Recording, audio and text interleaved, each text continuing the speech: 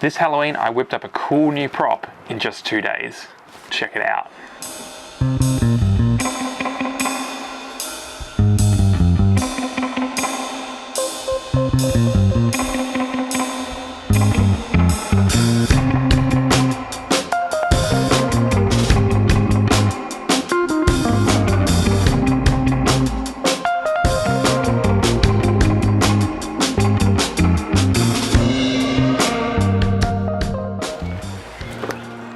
Okay, so it's 2 days before Halloween. I'm gonna do something quick, but I want to do something cool. And of course, it's gonna have 3D printing. So I've considered doing a mask or some other little creepy props, but I think a cauldron would be pretty sweet.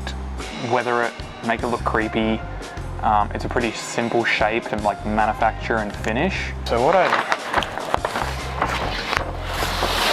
basically thinking, I'm gonna 3D print my cauldron, and then what I want to have is some way of producing some fog,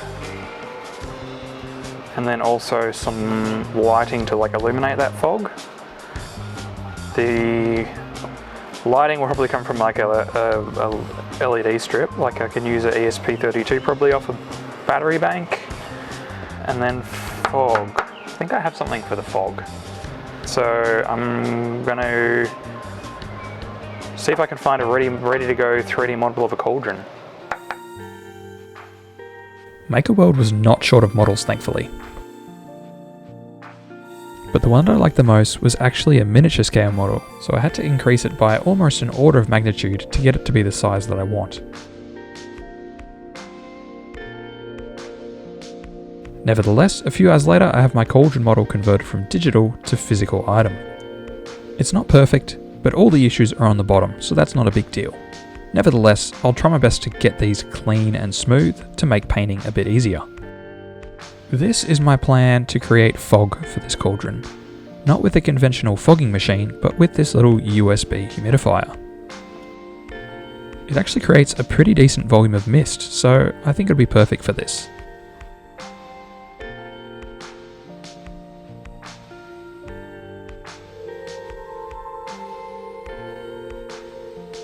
So I've finished puttying, sanding, priming and sanding some more, and now I typically go on to painting with an acrylic, but today I'm going to try something different. I'm going to try Plastidip, because I know from past experience that you can actually achieve a pretty decent speckled look if you apply the right technique, so that's what I'm going to try and go for here, in an effort to emulate the look of cast iron. With all the prep behind us, it's now onto the fun part, the weathering. I'm starting out with a sponged on grey to show years of wear, the build-up of ash from cooking, and all kinds of damage.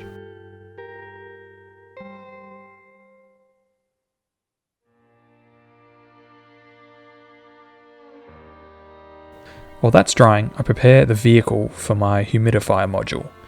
A simple paper cup is what I'll mount my humidifier inside of with a bit of hot glue.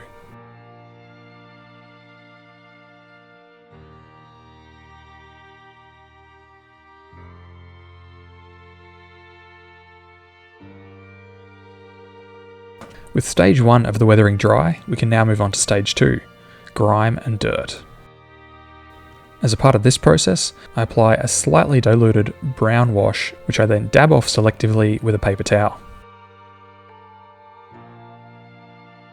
Then we finish things off with stage 3, adding muck and slime. This is an extra watered down green acrylic, which will give me some great running globs and drips to make it look like all kinds of horrendous and troubling potions have spilled out of this cauldron over many years.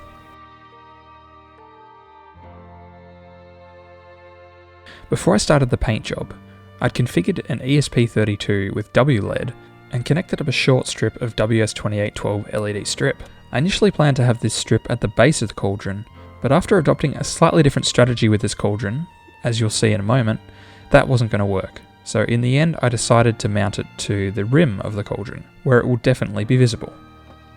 Everything fits nicely into the cauldron, it's a perfect size. And for the sharp-eyed among you, you might notice this weird bowl-shaped petal thing in the background. Well, that's my alternate strategy. Thanks to some more 3D design and printing, I produced this bowl that sits into the cauldron and provides a space for candy to sit on top, whilst providing adequate space for all the electronics below.